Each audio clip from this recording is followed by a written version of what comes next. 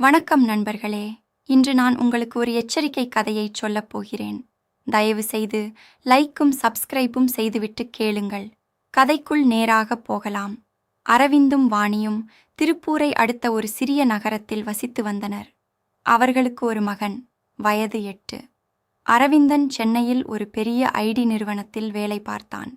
சொந்த வீடு இருந்ததால் பணத்துக்கு குறைவில்லை. ஆனால் வேலை அழுத்தம் மிக அதிகம். அரவிந்தனுக்கு நேரமே கிடைக்காது. வாணியோ அழகில் தேவதை, பொம்பளை பிள்ளை கூட திரும்பி பார்ப்பாள். சமூக ஊடகங்களில் அவளுக்கு நல்ல பின்தொடர்பு உண்டு. ஆண்களுடன் பேசுவதிலும் பழகுவதிலும் அவளுக்கு உயிர். ஆனால் கணவன் நேரம் ஒதுக்காததால் அவளுக்குள் வெறுமையும் அதிருப்தியும் வளர்ந்தன. அரவிந்தனுக்கும் வாணிக்கும் அடிக்கடி சண்டை நடக்கும். வாணி சொல்வாள், "நீ எப்பவும் லேப்டாப்போடுதான், என்னை ஒரு மனைவியாக பார்க்கிறதில்லை." அரவிந்தன் சொல்வான், "வேலை இல்லைனா வீடு, மகன் படிப்பு எல்லாம் நிக்குமா?" இப்படியே நாட்கள் ஓடின. ஒரு நாள் அரவிந்தனுக்கு 15 நாட்கள் வெள்ளூரில் ஒரு திட்டப்பயணம். "நான் போயிட்டு வரேன்" என்றான். வாணியோ உள்ளுக்குள் சந்தோஷப்பட்டாளா? இல்லை, பயந்தாள். தனிமை அவளைச் சூழ்ந்தது. பிள்ளையை பள்ளியில் விட்டுவிட்டு கடை வீதியிலும் பூங்காவிலும் நேரத்தை கழித்தாள். அங்கே அவளது நடையும் உடையும் பேச்சும் மற்ற ஆண்களை கவரத் தொடங்கின. ஒரு இளைஞன், பெயர் கார்த்திக், விடாமல் அவளை பின்தொடர்ந்தான். வாணியின் உடலுக்குள் பல மாதங்களாக அடக்கப்பட்ட ஆசை குமுறத் தொடங்கியது. "என் புருஷன் வெளியூர், நான் தனியா, இவன் மட்டும் தொட முன் வந்தால்." அவளுக்குள்ளேயே ஒரு குரல் எழுந்தது. ஆனால் கார்த்திக்கோ தைரியமின்றி தூரத்திலேயே நின்றான். வாணியின் ஆசை மேலும் மேலும் தீவிரமானது. மீள்கொக்கி. அடுத்தடுத்து நிகழ்ந்த சம்பவங்கள் வாணியின் வாழ்க்கையை முழுவதுமே தலைகீழாக மாற்றும். தொடர்ந்து படியுங்கள். வாணி தினமும் அதே வழக்கத்தில் இருந்தாள். காலையில் மகனை பள்ளியில் இறக்கிவிட்டு பின்னர் வீடு திரும்பி சமூக ஊடகங்களை உருட்டுவது, இதுவே அவளது நாளின் பெரும் பகுதி. கணவன் அரவிந்தனிடமிருந்து வரும் சில நிமிட அழைப்புகள் ஒரு முறைப்பாடாகவே இருந்தன. "சாப்பிட்டியா? பையன் எப்படி இருக்கான்?" இதற்கு மேல் அவனிடம் எதிர்பார்க்க எதுவுமில்லை. வாணியின் மனம் படிப்படியாக வேறு திசையில் சாயத் தொடங்கியது. அப்போதுதான் அவளுக்கு ஒரு அழைப்பு வந்தது. "ஹலோ வாணி, நான் சம்பத் பேசுறேன்" என்ற குரல் பழக்கமாக இருந்தது. சம்பத் பள்ளி நண்பன். பல வருடங்களுக்குப் பிறகு தொடர்பு கொண்டான். "எனக்கு ஒரு பெரிய பிரச்சனை.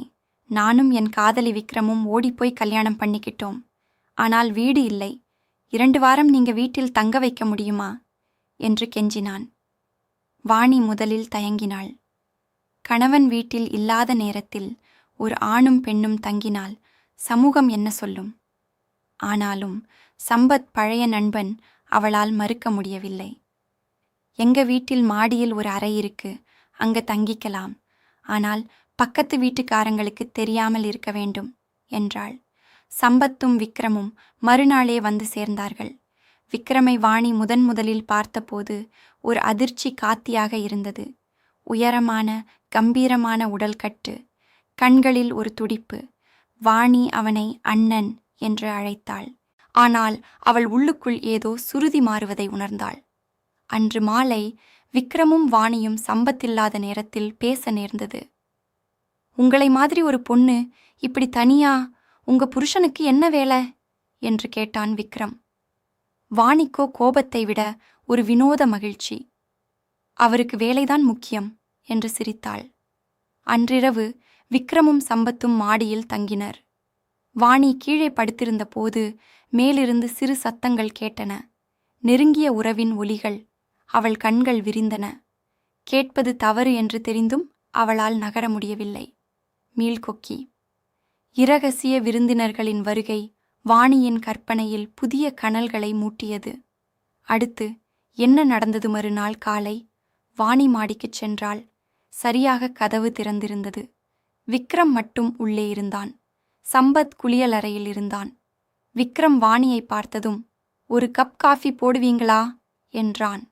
குரலில் ஏதோ கெஞ்சல் இருந்தது. வாணி கீழே சென்று காஃபி போட்டு வந்தாள். அவள் கையில் கோப்பையை கொடுப்பதற்குள் விக்ரம் அவள் மணிக்கட்டை பிடித்தான். "நீங்க ரொம்ப அழகா இருக்கீங்க. உங்க புருஷன் இதை உணர்ந்திருக்க மாட்டார் என்றான். வாணியின் மெய் சிலிர்த்தது.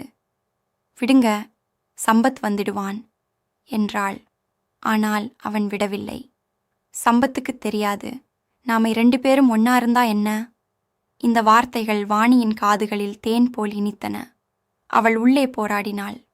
ஒருபுறம் இது துரோகம் என்ற எச்சரிக்கை, மறுபுறம் பல மாதங்களாக கிடைக்காத அன்பு இதோ என் முன்னால் என்ற தவிப்பு. விக்ரம் மெதுவாக அவளை அணுகினான். கொஞ்சம் உட்காருங்க என்று அழைத்தான். வாணி உட்கார்ந்தாள். பேச்சு வளர்ந்தது. அன்று மாலை சம்பத் கடைக்குப் போயிருந்தான். வீட்டில் விக்ரமும் வாணியும் மட்டும். சமையலறையில் வாணி காய்கறி நறுக்கிக் கொண்டிருந்தாள். விக்ரம் பின்னால் வந்து நின்றான். நான் உங்க உதவி கேட்கணும் என்றான். என்னது என்றாள் வாணி. எனக்கு உங்க மேல ஒரு ஆசை இருக்கு. இது சரியில்லைன்னு எனக்கும் தெரியும். ஆனாலும் மனசு அடங்கல என்றான். வாணி திரும்பினாள். அவள் கண்களில் தெரிந்தது பயம், காமம், குழப்பம். சம்பத்துக்குச் சொல்லிடுவேன் என்று மிரட்டினாள். சொல்லுங்க, ஆனா நீங்களும் என்னை விரும்புறது எனக்கு தெரியும் என்றான் விக்ரம் புன்னகையுடன். அந்த இரவு வாணியால் தூங்க முடியவில்லை. அவள் தலையணையை கட்டியணைத்து கிடந்தாள். எத்தனை நாட்களாக இப்படி ஒரு ஸ்பரிசம், ஒரு பார்வை, ஒரு ஆர்வம் தன்னை தேடி வரவில்லை. எங்கே போய் முடியும் இந்த பாதை? மீள்கொக்கி. வாணி ஒரு முடிவுச் சந்திப்பில் நின்றாள். அந்தச் சந்திப்பில் அவள் எடுத்த முடிவுதான் மீதி கதையையே மாற்றியது. சில நாட்கள் கழித்து சம்பத்துக்கு வேறு ஊருக்கு போகும் வாய்ப்பு வந்தது. விக்கிரத்தை கவனிச்சுக்கோங்க என்று விட்டுச் சென்றான். விக்ரமும் வாணியும் மட்டும் வீட்டில். வெளி உலகத்துக்கு தெரியக்கூடாது என்பதே வாணியின் அச்சமாக இருந்தது. ஆனால் விக்ரமோ, யாரும் வரமாட்டாங்க, நீங்க பயப்படாதீங்க என்று தைரியம் சொன்னான். முதல் முறையாக இருவரும் கைகள் பிடித்து கொண்டார்கள். அது ஒரு வெற்று உரையாடலிலிருந்து பார்வைகள் மோதும் உச்சத்துக்கு அவர்களை இழுத்துச் சென்றது. வாணி சொன்னாள், இது தப்பு, நான் கல்யாணமான பொண்ணு. விக்ரம் சொன்னான், உங்க புருஷன் உங்களை மகிழ்ச்சிப்படுத்தவில்லையே, அதுதான் பெரிய தப்பு. அவர்கள் சந்தித்த ஒரு மாலை நேரம், மென்மையான இசை. அறைக்குள் விளக்குகள் மங்கலாக. வாணியின் உடலும் மனமும் தளர்ந்தன. அவள் நினைத்தாள், ஒரு முறைதானே, யாருக்குத் தெரியப் போகிறது? ஆனால் விக்ரமோ, இதை ஒரு முறை மட்டுமல்ல, தொடர்ந்து செய்யலாம் என்றான். வாணிக்கு ஒரு கட்டத்தில் தன்னையே மறந்தாள். அவர்கள் உறவைத் தொடங்கினார்கள். பல மணி நேரங்கள் பேச்சு, சிரிப்பு, பிறகு அமைதி, பிறகு மீண்டும் நெருங்குதல். வாணிக்கு கிடைத்தது தேடிய தீண்டல், பசித்துப் போன அணைப்பு. ஆனால் ஒளிந்திருந்து இரகசியமாக மனசாட்சியை அடக்கிக் கொண்டு. விக்ரம் வாணியிடம் ஒரு நாள் கேட்டான், உங்க புருஷன் வந்ததும் என்ன சொல்லப் போறீங்க? வாணி பதில் சொல்லத் திணறினாள். அவருக்கு தெரியக்கூடாது என்றாள். தெரிஞ்சா என்னை விவாகரத்து செய்வார், பிள்ளையை பிரிப்பார். விக்ரம் அமைதியானான். ஆனால் அன்றிரவும் அவர்கள் மீண்டும் ஒன்று கூடினர். வாணி ஒரு புதிய பெண்ணாக மாறினாள். மேக்கப், சிகை அலங்காரம், புதுப்புடவைகள் எல்லாம் தன்னை விக்ரமின் முன் அழகாக காட்டிக்கொள்ள. கடைத்தெருவில் அவனுடன் நடந்தாள். கூட்டத்துக்குள் அவனை தொட்டுக்கொண்டாள். அண்டை வீட்டார் சந்தேகப்பட்டதாகத் தோன்றினும் பொருட்படுத்தவில்லை. மீள்கொக்கி. இரகசியம் வெடிக்கும் தருணம் நெருங்கிக் கொண்டிருந்தது. ஆனால் அது யாரிடமிருந்து வெடிக்கும்? கணவனா, நண்பனா, அல்லது வாணியின் சொந்த மனமா? ஒரு வாரம் கழித்து அரவிந்தன், வாணியின் கணவன், பயணத்தைச் சுருக்கிக் கொண்டு திடீரென்று வீட்டுக்குத் திரும்பினான். அது ஒரு ஞாயிற்றுக்கிழமை காலை. வாணி மாடியில் விக்ரமுடன் இருந்தாள். கீழே கதவு திறக்கும் சத்தம் கேட்டதும் வாணியின் உடல் உறைந்து போனது. அவர்தான். சீக்கிரம் பின்பக்க கதவு வழியாக கீழே இறங்கு என்று விக்ரமை தள்ளினாள். அரவிந்தன் உள்ளே நுழைந்தான். வாணி, நான் சீக்கிரமே முடிச்சிட்டேன், நீ எங்க என்று குரல் கொடுத்தான். வாணி கீழே ஓடி வந்தாள், உதடுகளை கடித்தபடி. ஆச்சரியமா இருக்கு, நீங்க வந்துட்டீங்களா என்றாள். அவள் குரல் குழறியது. அரவிந்தன் அதை கவனித்தான். உனக்கு மாட்டினியா? எதுக்கு இப்படி மூச்சு வாங்குது என்றான். வாணி பொய் சொன்னாள். மாடிப்படியெல்லாம் தொடச்சேன், அதான். அரவிந்தன் மேலே பார்க்கவில்லை. ஆனால் அவன் கைகளில் வாணி வைத்திருந்த தேநீர் கோப்பை நடுங்கியது. சில நாட்கள் கழித்து விக்ரமும் சம்பத்தும் விடை பெற்றுச் சென்றனர். வாணி நிம்மதி பெருமூச்சு விட்டாள்.